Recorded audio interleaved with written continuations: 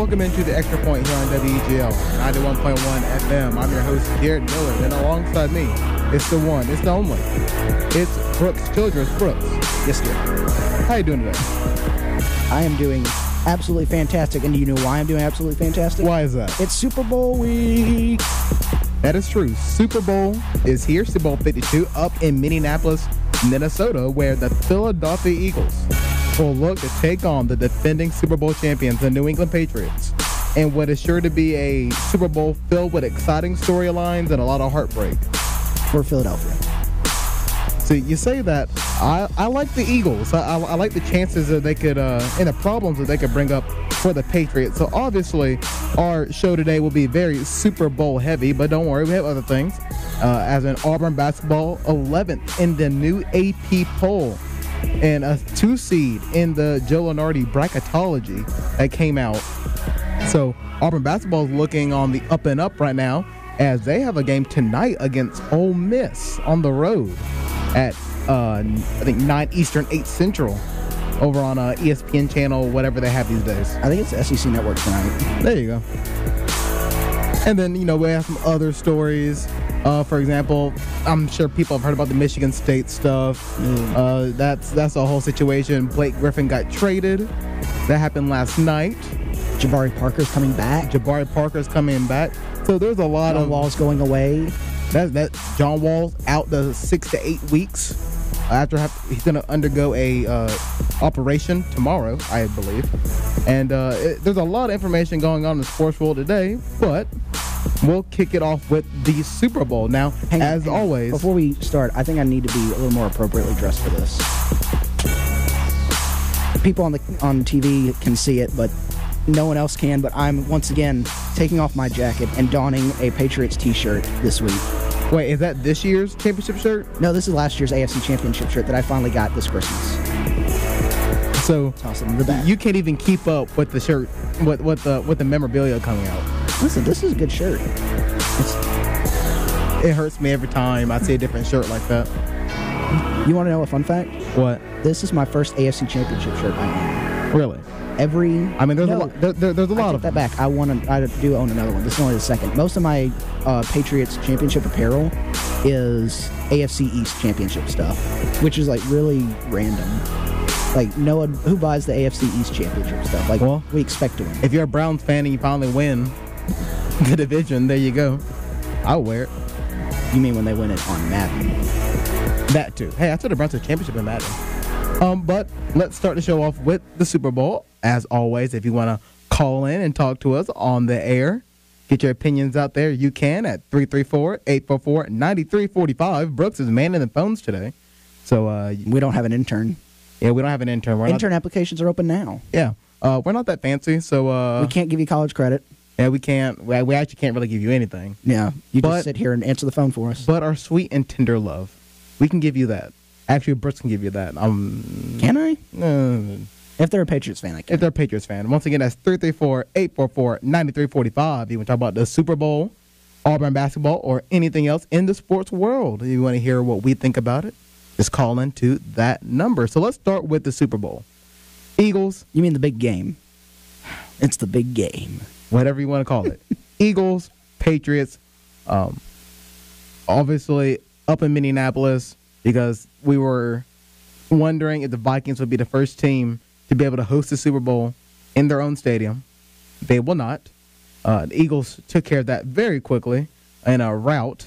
The Patriots snuck past the Jaguars in a heartbreaker for Jacksonville fans, but they had nothing to hang their heads on. So now we move on to the next chapter, Super Bowl 52.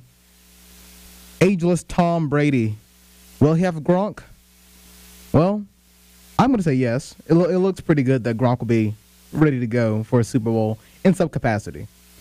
I don't think it's obviously not a foregone conclusion that he's going to be there or he's not going to be there, because concussions are strange injuries. Because you never know, like, it could be a minor concussion. He could be out for a week or two. It could be a major concussion. He could miss the rest of the season like Wes Welker used to do. So I don't think it's a big problem, though, if they don't have Gronk, because the Patriots' offense is built not around it's not centrally built around one necessary player besides Tom Brady. Obviously, I don't think they're going to have the success they have without Tom Brady.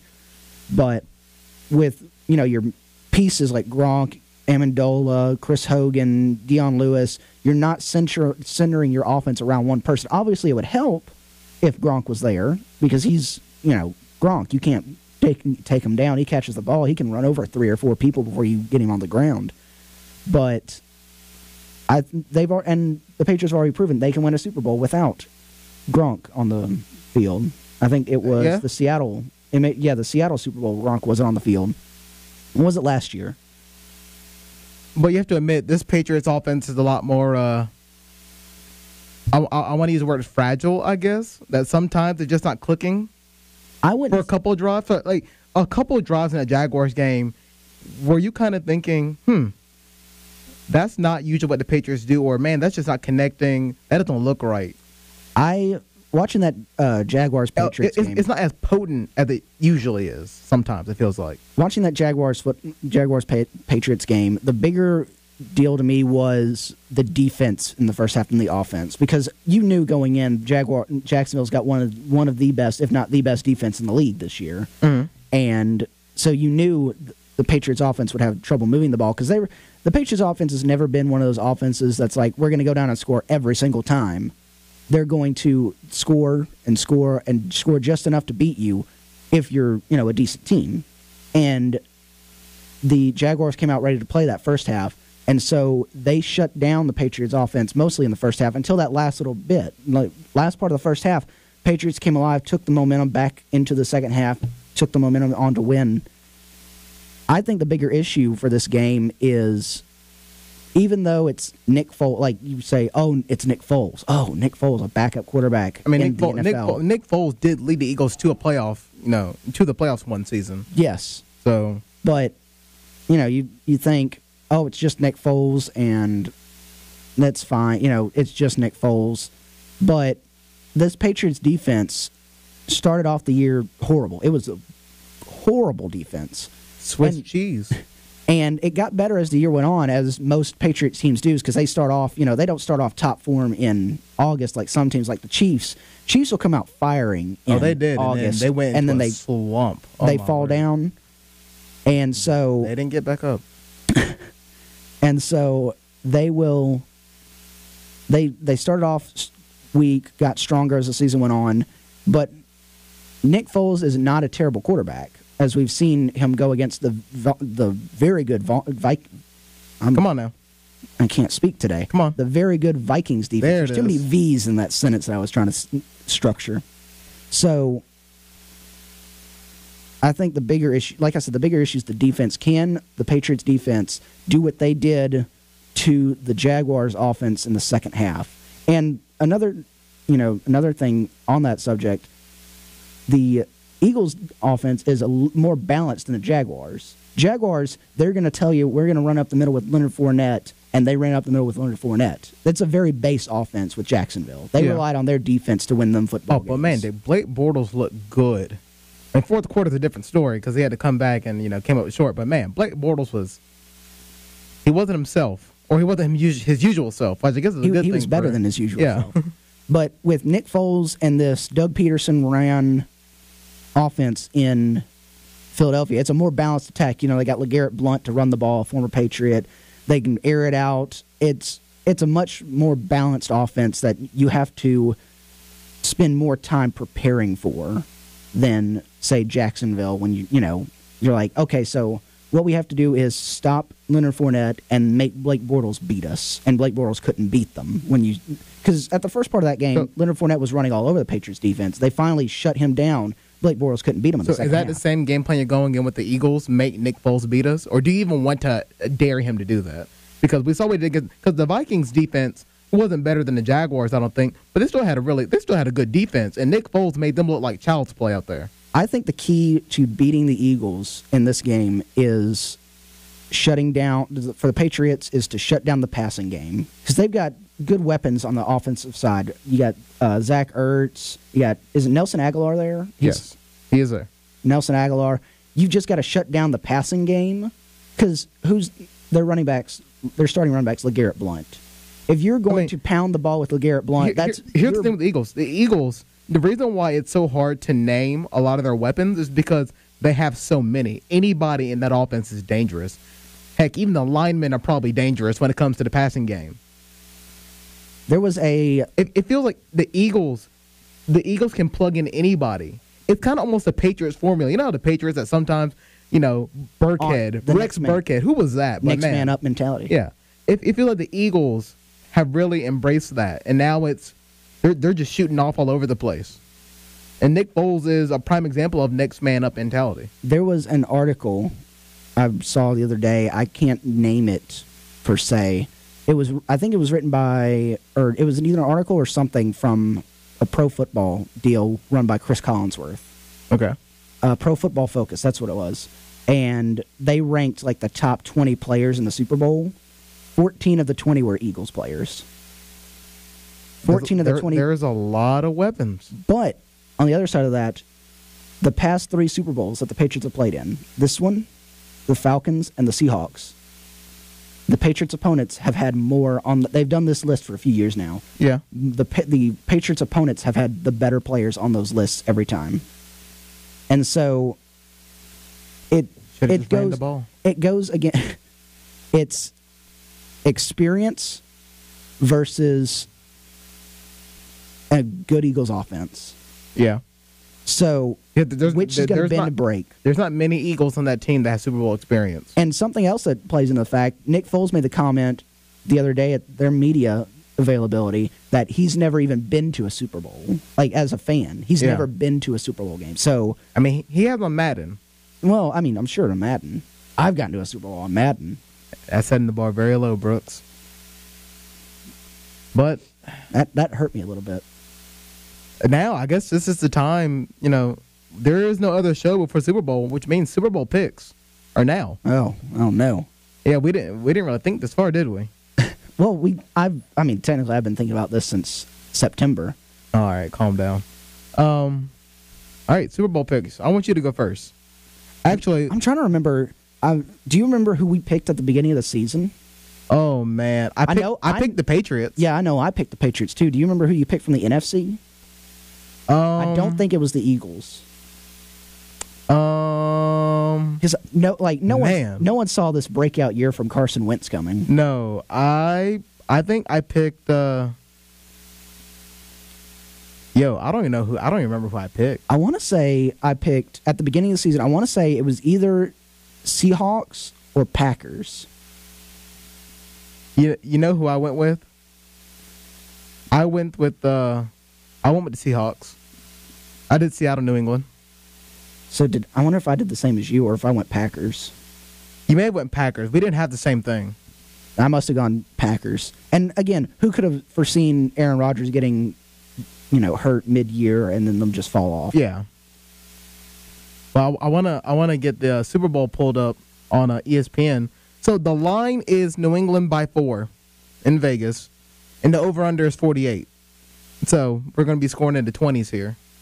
That's about a Patriots football game. I think the most I've seen them score is upwards around 40, and that was against the Raiders in Mexico City this year.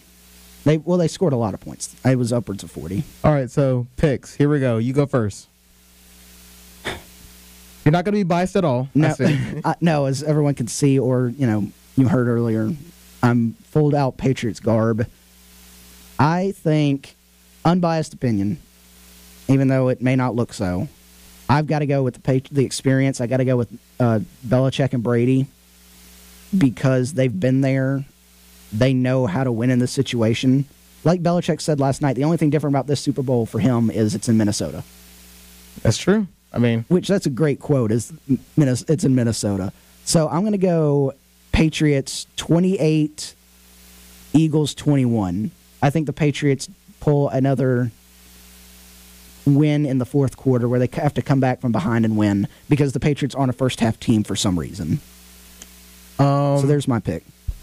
Unbiased opinion. And again, like I said, it may not look like it. For me, it's hard because I I want to say the Eagles will come out firing and the Patriots get into a hole that they can't dig out of. Then I have flashbacks to last year where they were in the hole and they dug themselves out. So the biggest hole ever, and they dug their way out of it. I would rather be right than to go with my heart and say the Eagles will win. So I'm going to say Patriots win, and I'm going to say 30-23. Tom Brady leads a game-winning drive down, and he's going to hit Deion Lewis out the backfield for a touchdown, go 30-23, and win the Super Bowl for the Patriots. That'll be my Super Bowl pick. I went really in-depth right there, but we're going to take a quick commercial break. When we come back, hey, look, we'll talk about some Auburn basketball. All right, and as always, if you want to call in and talk about Auburn basketball, talk about Super Bowl, go back on and get your opinions on that. Make sure you call in at 334-844-9345. That's 334-844-9345. I feel like a telemarketer saying that. Call now. 3 easy payments. 3 easy payments of $19.95. You'll listen to the Extra Point here on WEGL 91.1 FM or online at WEGLFM.com. It's the ShamWow.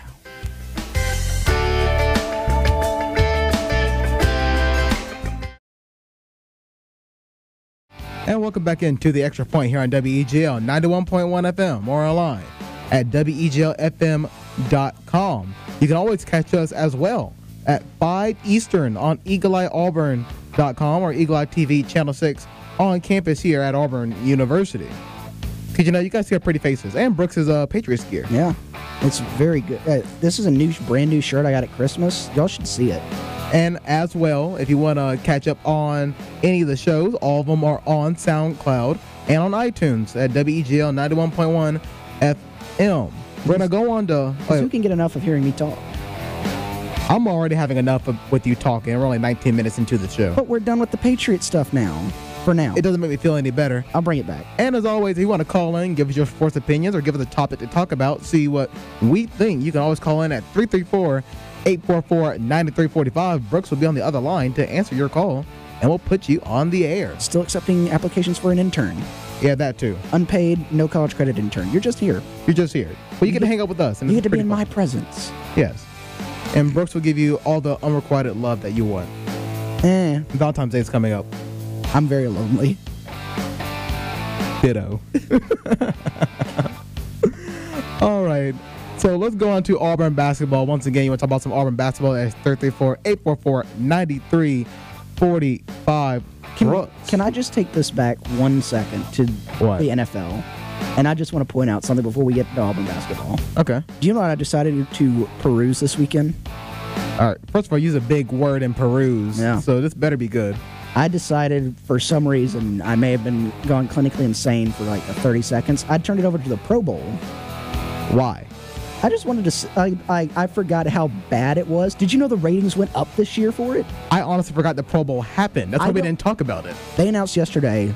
Roger Goodell was on The Herd with Colin Cowherd yesterday, and he was like, he's told us the ratings went up for the Pro Bowl. I'm like, how? You didn't watch any of the Pro Bowl? No. They weren't even tackling. Like I saw somebody had a pick six interception and the tackling was just abysmal. On run plays, they would wrap up the running back and they'd blow the whistle. They wouldn't even let the running back try to break free or go down. They stopped the game. I understand why, because you got to make that money. You know what I'm saying? You can't be getting hurt. I mean, let them play. All right, let's put it this way: if Tom Brady wasn't in the Super Bowl and he played in the Pro Bowl and he tore his ACL in the Pro Bowl, you would kind of be upset. I would be, but let him play. I agree. I'm just saying, man, money talks. You can do the blow the whistle early for quarterbacks, like protect the quarterback.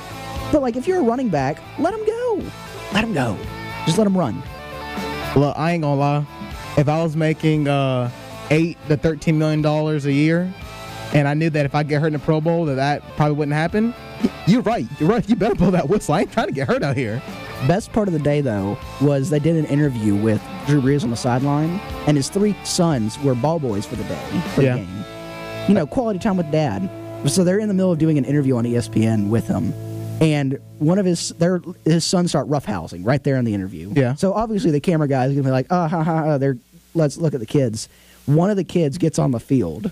And they're playing football out there. Like, this is there in the middle of the game. They get on the field, and then the other son rips him back, which best defense of the day anyway. And so Drew Brees finishes the interview like a champ. He doesn't, react or anything. He's like, now they're about to get in big trouble for getting on the field. And so I don't remember who the sideline reporter was. She walked away, but the camera stayed on him. And Drew Brees got down, and he had a dad moment. Like, he was talking to him, like, you know how dads do when you're little. Like, they get in your face, and they'll point at you, and they'll, like, talk to you sternly. And he was doing that. And then he pointed to the stands. Like, you want to go sit in the stands, you better behave. I'm like, it made me happy, because I'm like, I got to see a dad moment from someone you don't think of as a dad. Even though they're dads, all the football players, they're dads. But you don't see them in their dad moments. Hey, you want to be a Browns fan? You want to sit in that stands and be sad? How about that? That's good. Did the Browns have any Pro Bowlers? I'm sure they did. I mean, I think even the Colts have Pro Bowlers. But the Colts have a name. That hurt. The Colts have, who'd they have still? Like, who's Reggie Wayne? Is he still playing? No. I don't know Colts players. Who's y'all's running back? Frank Gore? T.Y. Hilton was there. T.Y. Hilton, yes. T.Y. was there. I didn't see any Browns play. He may have been the only Pro Bowler. Because I remember him catching a pass. But anyway, what were we talking about? Auburn basketball. All right. Yes. Seamless segue. Seamless segue into Auburn basketball. Once again, if you want to call in and talk about Auburn basketball, or talk about how the Pro Bowl just sucks at tackling. Or if you want to talk about, if you agree with Brooks about, the Pro Bowl and, how they're not tackling, and maybe, let them play, call in at 334-844-9345. Toll free. Yeah, toll free. Unless, if I ask for your credit card number, just go ahead and give it to me. Go ahead and give it to them. Auburn basketball, 11th. I'm just a starving college student. I need money. Auburn basketball is 11th in the AP poll. They'll be taking on Ole Miss on the road at 8 p.m. Central, 9 p.m. Eastern. And it is indeed on the SEC network. Is there a line for this game yet? It is Auburn by 4 points. That seems about right. Over under 162. Is that just for Auburn? Well, if Auburn comes out firing like they did against LSU, Brooks, we were both at the game. Yes. Different capacities, though. Different capacities. You were in the student section. I was over in donor seating and all that nice jazz. Auburn Arena has become a great atmosphere. It was already. And it's a home field advantage for Auburn. It's almost like Auburn football in a nutshell. You can't lose at home. But when you go on the road, it's like, oh, man. Listen, kind of scary. Let me correct. Well, not correct, but add to what you just said. It's always been a great atmosphere in our Auburn Arena. Like, even I don't know, man. Well, 2 years ago, I was like, there should be more people at this game. Listen, even when we were bad and not great, when like at the start of the game, the fans be hype and be going. It get to the end of the game and people will be leaving early because we're getting beat. But at the beginning of the game, the Jungle has always been one of the better student sections in the conference. I'm not going to say the country because you got places like the Muss, which I think that's Utah. You got Cameron Indoor, the Cameron Crazies. You got whatever they call people at North Carolina. Students. You got the Jayhawks. There's a lot of. You got Oregon. Oregon's a great student section. You got a lot of good student sections across the country. Auburn's is one of the best in the conference.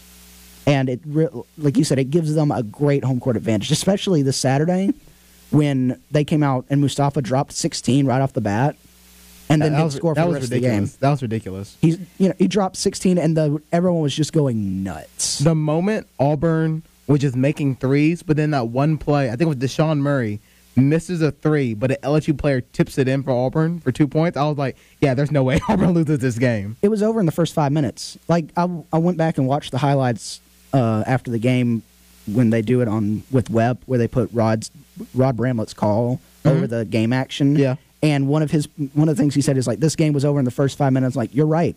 16 when it was like 16 to what? 2? 16 to 5, 16, I think. Something like that. It was over. Like, it was ridiculous. Immediately. Mustafa put that game away and then didn't score again. And then I think I'm going to say 6 or 7 guys were in double digits for Auburn. I don't have the box score up. But Deshaun Murray played well. Anthony McLemore did his thing, obviously with the blocks, because, man, that guy, he's a blocking machine. I mean, Anthony McLemore leads the SEC in blocks, and he's about 20-plus blocks ahead of second place. That is ridiculous, how many blocks that man gets. That's ridiculous how many what's ridiculous how many threes Bryce Brown can hit. Yes. Bryce Brown, we've essentially built the Golden State Warriors at Auburn University, except not as good. Like, they're going to miss shots. Like, Bryce Brown isn't going to put up a circus three from, like, half court and drain it like let's Steph. do this. If Auburn is the Golden State Warriors, let's name the Warriors starting five. Let's match them to Auburn. Okay, so obviously McElmore's Zaza because he's the big guy. Yes. Bryce Brown's got to be Steph because he's shooting guard, right? No, Steph's point guard. What is Steph? Is he point or shooting? Okay, the way I look at basketball is you have two guards, you have two forwards. I don't care what you are. All right, fine. Then Bryce Brown's a shooting guard, or is Steph? I'm going by their play style. Who is who? I think Bryce is Steph. Bryce is Steph. And I would have. All right, who's his right-hand man in Klay Thompson? I'd have to say Jared. Really? Jared Harper. I think so. Wouldn't you? Because I think I'm just trying to figure out where Mustafa fits in. I think Mustafa would be a Draymond because he's big, but he can still hit the three. Yeah, but so you don't really rely on Draymond to score points. So whereas we rely on. So would you give Mustafa like KD? Somebody has to be KD. I would say Deshaun Murray is more Draymond because Draymond's an all-around player, and show us Deshaun Murray, he gets the boards and he puts up points, but he doesn't have to be the leading scorer. He's Draymond. I can get behind that. So Bryce Brown is Steph, Jared Harper's Klay, Mustafa's KD. Yes. And then the only problem I have with that is I would turn around Bryce Brown and Jared. I would say, so you'd say Jared Harper is Steph and Bryce Brown is Klay, only because I will say Jared will pull up from like ridiculous distance and just try to drain that's why something. I say that. His points doesn't equal to Steph because Jared Harper doesn't have to score a lot of points because he has so much talent around him. So he doesn't have to drop 20 plus points a game. But he makes that offense go. The same way Steph makes the Warriors go. True. So points wise, yes, it'll be Bryce. But then all around wise, I would say Jared Harper is more Steph Curry. I can get behind that. I like how this is our conversation now as we're comparing Auburn basketball to the Warriors. I think we've gone too far. That makes me so happy that we can do that. Who would have thought? After that, because we were looking in our studio, well, I pulled up the picture of. I should probably pull it up for everybody watching on the stream or on Eagle Eye. So, unfortunately, people on the radio, you won't be able to see this, but this is a picture. Tune in later. Tune in later. So this is a picture of when Auburn lost to Missouri in the SEC tournament on that buzzer beater in overtime. As you can see, Brooks is on the couch, just defeated, and our friend Ryan Lavoie is in the corner, and it wasn't a fun day. It was not. That was less than a year ago, and look where we're at now. And the worst part about it is we'd already beaten them twice. Yes, the worst part about it is we should have beat Missouri. Now, granted, will we have lost again? Or will we have lost in the next round? Probably. But you beat a team twice. I mean, it's hard to beat a team 3 times in a season, but still, one of those wins was very convincing, too. It was. I'm just so happy Auburn basketball is relevant. We're a basketball school now. We're a basketball school. We didn't talk at all about the game.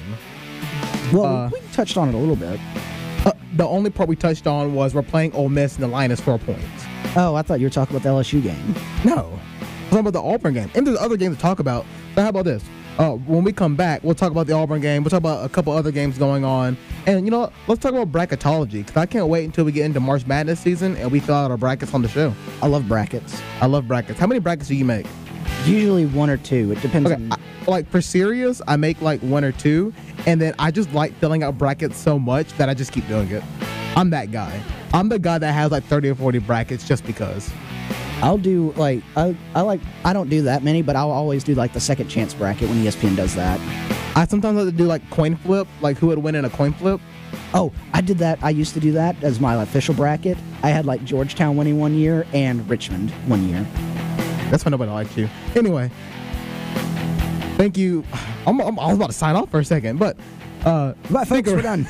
Stick around for the Extra Point. When we come back, we'll talk about some more college basketball. You'll listen to the Extra Point here on WGL 91.1 FM or online at WGLFM.com. You want to call in and talk about basketball, Super Bowl, or anything in sports, make sure you call in at 334-844-9345. We'll be back.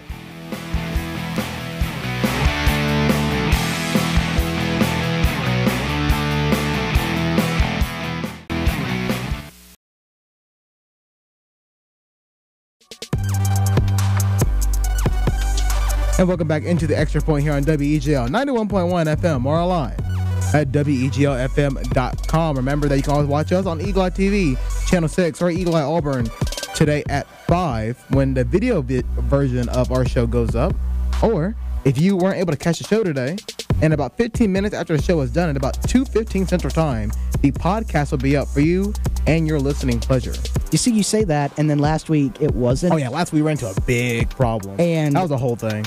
I just imagined just one random person, because no one listens to this show. Who would listen to this show? How dare you? We're the best show in this time slot, Jared, this area. Jared, it's called self-deprecation humor. People like it. Who would listen to this show? And I've just imagined someone sitting at the computer just refreshing iTunes, waiting for our podcast to get posted. And they're like, it's been 16 minutes. Come on now. As always, if you want to call in and talk about some basketball as we get into college basketball, you can call in at 334-844-9345. Our intern / co-host / whatever he wants to be, Patriots fan, Brooks Childress will answer the phone, and we'll get you on so you can talk about some Auburn basketball, because Auburn plays Ole Miss tonight, 8 Central on SEC Network. Auburn is a 4-point favorite, 11th in the nation. Auburn is supposed to win this game. However, many people will call this a trap game for Auburn. I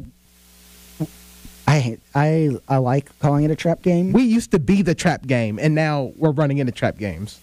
The only problem is at this point, I'm calling every game for the rest of the regular season a trap game for Auburn. Do you know why? Why? Because I've watched Auburn athletics for 22 years. 22 years I've watched Auburn athletics. And if there's a way they can lose a game, they will find it. They will find it. And I've like I was telling my roommate the other night, I am basically sitting on the edge of the cliff. And the cliff is Auburn winning. All it takes is one push and go over. I'm waiting for the collapse. Like, I'm happy that Auburn's winning, but in the back of my mind, I'm waiting for the collapse, because that's what happens. Like last year, we were so good in the non-conference season, and then we went 4-14. Yeah, 4-14. And it was just awful. We were awful in the well, I'm sure we were probably, I don't know if we were better than 4-14. We were good enough to be an 11th seed in the SEC tournament. But put that in perspective. We were so bad in conference play last year, and that's what I'm waiting on, is just for a total collapse. See, what we thought would happen to Auburn is what happened to A&M. Because A&M has collapsed in SEC play. They don't know what they're doing right now. We thought that would be us this year. It hasn't been yet. Not yet. But look, 19-2. I can't hang my head on that. No. We're definitely a tournament team. We'll get in either way. Or at least throw us a bone, NIT. Like I said, if we collapse, the NIT's for sure. When I said earlier, I mean, I'll be disappointed if we don't make the tournament after this so far we've done this year. But if for some reason we just collapse and we can't win a game forever again, this season, and we make the NIT, I'll be fine, because that'll be postseason play. I just want to get into postseason play. We could have gotten into the CBI last year, but we didn't, and I was so upset. I'm like, just let us have like postseason experience. Here's the thing: we're gonna be happy when we make it to the NCAA tournament, but then we have to go through the stress of watching our team in the NCAA tournament, which I don't know if I can handle that. I can barely handle teams like Duke and North Carolina in the NCAA tournament. I don't know if I can handle Auburn. I get stressed when I watch the team that I picked to win it. Like, I'll be sitting there, it'll be like Villanova's the 1 seed versus UNC Asheville, the 16 seed. I'm sitting there stressing like, oh no, they hit a 3. They are only down 19. Okay, so let's look at some other games. There is a 3-game slate at 6 Central, 7 Eastern that I know a lot of people are looking forward to. Okay, so let's go with this. It's on the ESPN family of networks. I think I can actually say that. Sure. The way this is going. Over on ESPN, number 19 North Carolina travels to Clemson, number 20 Clemson, in a big ACC clash. Remember, North Carolina is coming off a tough loss, and they got to find a way to rebound. Luke May averaging about 19 points for North Carolina. This isn't the same North Carolina team that they usually are. This is probably a North Carolina team that probably won't get further than Sweet 16, if I had to imagine. So they really got to rebound against Clemson. And Clemson's a tough place to play, too. It is a tough place to play. However, Clemson will be without their second-best player. His name blanks on me, but I know they'll be without him. That's really bad on my part that I don't know his name. Too many players in college basketball. But you see, that I don't know if that necessarily makes a difference, because a few weeks ago, you saw Auburn go into Coleman Coliseum in Tuscaloosa, and Colin Sexton didn't play for Alabama. He's their number one player. Here we go. And they Dante Grantham is the guy they're going to be without. He was their second leading scorer. See? It was easy for me to figure that out. Then over on ESPN2 at the same time, Indiana Hoosiers take on Ohio State when they travel over there. Number 17, Ohio State. Ohio State a 10-point favorite. Ohio State's playing well enough to be what I think is a 2 seed in the latest bracketology. They're playing that well. I haven't paid attention to Big Ten basketball this year. I mean, they're 18-5. However, the Big Ten is a relatively tough conference. I mean, yes, it is. You got Michigan, you got Wisconsin. Even though Wisconsin's not up to par. Choo-choo. I mean, you got they're 2 or 3? They are third in the nation. Purdue. You always got Michigan State, which is going through a rough patch right now, but not basketball-wise because they got a good win last night. You never go through a rough patch when you have Miles Bridges. I'm just saying. And you've got, places like Iowa and go to Penn State, and some of their places are hard to play in. All right, so here's the Indiana's always a hard team to play. Here's probably the most interesting game on here is number 23 Florida going on the road to Athens to take on Georgia. And the reason why I say this is interesting is because the reason why it's interesting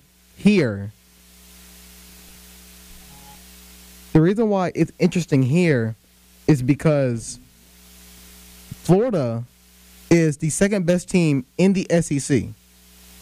And they're going to take on Georgia, who is projected as a last 4 team in for the latest bracketology. So this is an interesting game, and Florida's only a 3.5-point favorite on the road, and Florida has struggled with competition here and there from time to time. So it's going to be interesting to see how they kind of go about this because they went on a little 3-game stretch with lots of Duke and FSU, and that's fine. Then they lost to Loyola Chicago, and that was a whole thing. And then they have losses on the road against Mississippi, which I guess that's one reason why Auburn should be, worried. And then they have a loss against South Carolina at home. So that's going to be interesting to watch as Florida takes on Georgia on the SEC network. And so now, looks like we have a caller on the line. Brooks, would you like to introduce us to our caller? Well, I need to figure out how to put them on the air first. It's this button? Yes. So I push this button. I mean, Brooks, there's a little Turn this on. Well, I can't. I push this, and then I turn this on, and then I push this when it's green. And then push it again. There you go. So they're on the air? Yes. Can we hear them? Hello? Hello? Oh, look. We have a caller. Oh, we do have a caller. That's the first time we put someone on the air. I can do this. I'm a professional. This is Elizabeth from Robertsdale, Alabama. Oh, hello, Elizabeth. I heard Robertsdale's a nice place. It is. It's a lovely place. It's somewhere over the rainbow. She's got well, let's calm down. Brooks, do you know this person? I may or may not know this person. We won't reveal the identity of our callers for, obvious reasons. Obvious reasons. But our caller has a question about football. All right. Okay. Like in a lot of games, why do some teams keep going up the middle when it's not working? I mean, that's a good question. I mean, look, the Patriots proved to the Jaguars why you can't keep running up the middle. And I feel like Auburn sometimes also proves that. Why do we keep running it up the middle, read option, up the middle? Yes. Some teams just think that they're stronger than the other one, so we're going to bully you around and try to beat you down emotionally. I mean, Auburn did it this year, and it got them to the Chick-fil-A Bowl. Auburn kept handing off up the middle, up the middle, up the middle. They got to the Chick-fil-A Bowl with it. Oh, but you didn't tell everybody how it ended, though. Well, because we're now in a big troll session with UCF. Listen, it's fine. UCF can, they can sit down there. Alabama's the national champions. Well, I think that after 2 or 3 times, they should stop going up the middle because I think that the other teams kind of figured it out. That's just my opinion. I mean, I agree. Speed sweeps. I love speed sweeps. Yes. Yeah, I know. Just kind of do something wild and crazy, and it throws them way off. 2014 Auburn was an example of wild and crazy. Or 2013, I'm sorry. Wild and crazy with Nick Marshall. We were just throwing everywhere and running all these sorts of plays. And I know that a lot of people wish that kind of offense was back. Well, I mean, this past year when you had Kerryon Johnson running up the middle, that eventually it took a little bit in the Iron Bowl, but eventually it set up that jump pass because Alabama was like, oh, Kerryon's got it. He's going straight at the middle. And then he jumped past it to, was it Darius Slayton? I mean, it worked once, but I'm sure that people would like to see it more often. Yes, and it's, if I'm predicting it at home, the other team's predicting it. So if I could put something in the suggestion box for a lot of teams, I think they just need to quit going up the middle so often. I mean, it wears the poor guys out, too, ones that's going up the middle. I mean, that was a big concern this year was, oh, my gosh, we're not even going to be sure that we're going to have, running backs by the time we get to the SEC championship game. I think we should hire her as an offensive coordinator. What do you think? I trust Chip. I trust Chip right now, but she does make some good points. Oh, thank you. Well, I've got to go now. I've got to go tend to a little 10-month-old. So I will call in next week. Well, tell your little 10-month-old that we said hey from the Extra Point. Sure. And I will call back if I can get through. Well, the lines aren't that busy. All right, thank you. Thank you. That was fun. That was something. Brooks, I don't know your relationship to her, but I'll tell you. I'm going to assume you're related. I'll tell you during the commercial break. All right, now we're going to take a quick commercial break. I've had that argument many a time. We're going to take a quick commercial break, and when we come back, we're going to talk about, we'll figure out something. Are we going to play our game? We can play our game. Yeah, we can do that to end our show. Our new game segment. You listen to Extra Point here on WEGL 91.1 FM or online at WEGLFM.com. You want to call in, you can call in at 334-844-9345.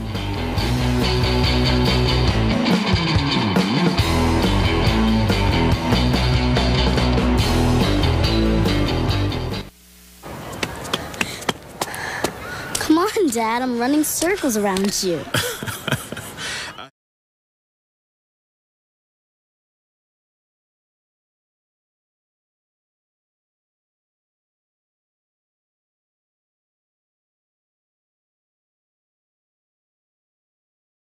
It's Matt Kemp, former Brave. I guess, that makes sense. Now, I'll give you this one. Adrian Gonzalez is owed $22 million by the Braves this year. Braves. You told me that one. And I remember that one. They've already released him after that trade. There you and we go. still owe him $22 million. That's called Braves management. Because Braves things. Yeah. All right. Let's go to the NL West. The Dodgers. No, not the Dodgers. I just did the Dodgers. I can't speak today. The D-backs. The D-backs. It is owing this player $13.5 million this year. I don't know many. It's a really bad contract too. I don't you're know playing many, this guy $13.5, and you're like, why? I don't really know many Diamondback players. The only one I knew was like Goldschmidt. No, if he was, he'd earn $13.5 million. This player. Do you remember 2 years ago the Cuban? I think it was Cuban. Yasmani Tomas. Everyone was after him. Yeah, I remember him. They're paying him $13.5. He's been a bust. I think he may still be in the minor leagues too. Playing minor leagues, and you're getting paid $13.5. I think he's living the American dream. He is. The Diamondbacks aren't. All right. I'm really bad at this game. I'm really bad at baseball rosters. Let's. Here's a name you should know. Okay. Let's go to the Cubs roster. Cubs are paying this man $28.2 million this year. 28.2. You should know this guy. Jason Hayward. Yep. They're paying Jason Hayward $28.2 Former Cardinal. million. See, former Brave too. I was like, it's either Jason Hayward or it's like they have a lot of young players, so a lot of them won't be having those big contracts yet. No, but they will if they keep playing like they do. Is two teams? Two teams are paying one guy. This is cool. Oh, okay. Here we go. This one's fun. The Padres and the White Sox are paying this one guy. Padres are paying him $11 million, and the White Sox are paying him $10 million. Which team was he with first? Do you remember? I want to say the Padres. I think. He's jumped around quite a bit. I do know the Cardinals traded John Jay to the Padres, but I don't think that's John Jay because they would not make that much money. It is not John Jay. It's a pitcher. I'll give you that. It's a pitcher. Yes. Ooh. Gosh, I suck at baseball rosters. There's probably people yelling at me right now. Like, it's obviously this guy. I know. I'm sure Elizabeth from Robertsdale is yelling at you. Oh, Beth from the Dale? Sure. As I will now call her from now on. Oh, good. I don't know. It is James Shields. He is getting paid by two teams, both double-digit millions. Because he used to be with the... Did he used to be with the Rays? He was with the Rays. See, if you would have asked me, I thought he was still with the Rays. That's how bad I am at baseball rosters, man. All right, let's go to the Brewers. Another team in the Cardinals division. No, Princefield. He's retired, isn't he? Look, the way baseball works, you can probably still owe somebody money and they're retired. No, this guy's still playing for them, and they're paying him $20 million this year. Is it Ryan Braun? It is Ryan Braun. Look at you. You're doing better this week than last week. Yeah, I got this. Got one. That's a divisional rival. I should know that one. Well, you got two so far. Let's go to. I told you this one, but Angels are paying this guy $27 million. Pujols. It is Pujols. I told you that one though last week. But it's obvious. When he left the Cardinals and signed that freaking 10-year, $250 million deal, I was like, yeah, this is going to be a bad deal. So that's not surprising. I could have just guessed that in my sleep. All right, the Mariners are paying this guy $26.9 million this year. Hernandez? It is Hernandez. He's been hurt quite a bit, too. Yeah. That's a lot of money. I mean, he's worth it when he's good. The Twins paying this guy $23 million. Mauer. It is Mauer. Look at you. I'm on a streak. I'm feeling it. I'm feeling myself right now. Look, come on. Let's keep going. Tigers are paying this guy $30 million. Verlander. No. Verlander. Did his contract go over to... I think his contract went to the Astros. Okay. Who else would they be paying a lot of money? Is he still with the Tigers? Yes. He's a big name for the Tigers, too. Ooh, oh my gosh. Oh, no. I can tell you know Is he their first baseman? Yes. Oh, no. Oh my, it's on the tip of my tongue. Would you like me to just say it? Can you at least give me his last name, and hopefully I get the first name? Cabrera. Miguel Cabrera. Yep, Miguel Cabrera. You see, you knew, I'll give you that one because you knew it. I knew it. It was just, oh my gosh. For some reason, I keep thinking Miguel Cabrera at the third baseman, and I don't know why that's a thing. I don't know either. I think he may have been a third baseman at one point. He may have been. The Red Sox are paying this guy $22.7 million. He has not done anything astonishing. I think we talked about this one. Isn't it Ellsbury? No. Wait, that's the Yankees. Ellsbury, yes, the Yankees are paying Ellsbury $21.1 million this year. And you said this guy hasn't done anything? He hasn't done anything since he left the Marlins, really. Oh,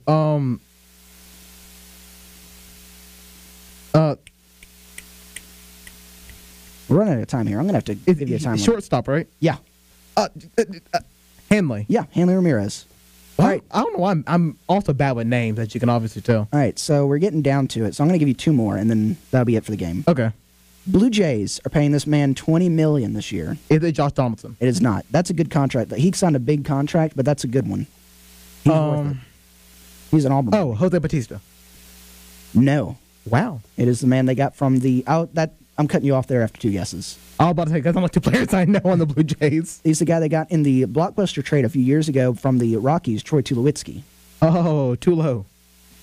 And the final one. This guy was really good, and he's kind of fallen off.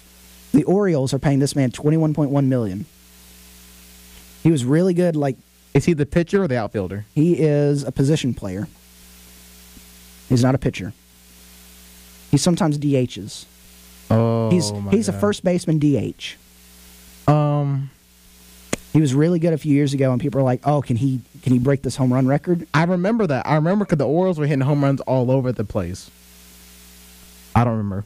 Chris Davis. That's right, Chris Davis. You know, as an Auburn student, I should really know that name better. Probably.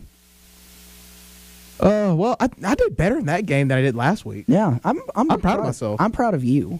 You rattled off when it comes to sports, it's when it comes to sports, football, both NFL and NCAA are right there. Then it's basketball. Then I would say it's baseball. So baseball is my fourth sport, and I felt like I knew a good bit about these rosters without even looking over here because I don't even have baseball pulled up. So I think I did pretty well. I'm proud of you. You did a lot better. I'm proud of myself. But that's gonna do it for the show today. It's been a good show. I'm happy. I'm happy. It was good. I think we handled everything well. Even though I couldn't put our one caller on the air. Yeah, you struggle with that. I got it. And you said I struggle with callers. Listen, now that I've done it once, I'll be able to do it again next week. And there's like a list of what you have to do right there. Jared, You try reading that on the fly when you're trying to get the I can caller read it on. from right here. Yeah, I can't read that on the fly. Oh my gosh. But thank you guys for listening to the Extra Point here on WGL 91.1 FM. Always Tuesdays at 1 Central, 2 Eastern here on 91.1 FM or online at WGLFM.com. If you want to catch up on us in about 20 minutes or so, we'll give us a little bit of leeway there. We will have the podcast up on iTunes and SoundCloud at WGL 91.1 FM. If you want to catch us in video format, you can see Brooks's nice gear. You can see my hair still not done. You can catch us. You can see my pretty face. Nobody's ever said that. How dare you? You can catch us on Eagle Eye TV, Channel 6 on campus, or at eagleeyeauburn.com. As always, if you want to call in during the show, make sure you write this number down. It's 334-844-9345. That is the line to get onto the Extra Point here with Jared Dillard and Brooks Childress. That's 334-844-9345. Free easy payments in $19.95. No, I'm just kidding. It's toll free. We're basically like the ShamWow, except for sports. Yeah, there you go. We soak it up from around the country and around the world. We soak up all the sports and then we give it back to you. And make sure you follow us on the Extra Point and on our Twitter accounts because, we're good follows. Yeah, and like on the TV, right below my pretty face is my Twitter handle. You can put that, follow that. That will do it for us. Same time, same place next week. We'll see you then. By this time next week, Patriots will be Super Bowl champions.